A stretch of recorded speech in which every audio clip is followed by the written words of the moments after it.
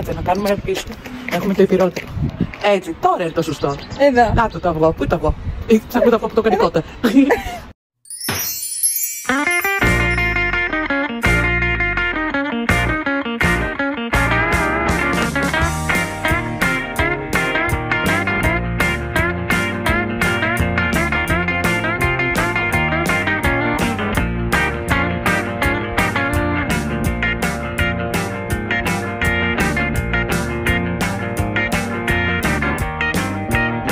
Να κρατάμε τις κότες ήσυχες για να ποζάρουν καλύτερα.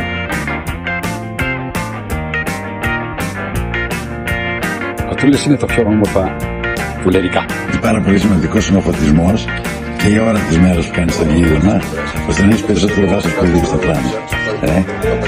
Αυτά είναι.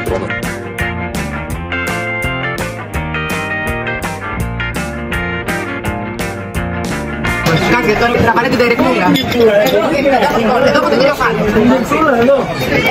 Έχει μια βερτούλα δίπλα του. Ο πιο γλυκός άνθρωπος.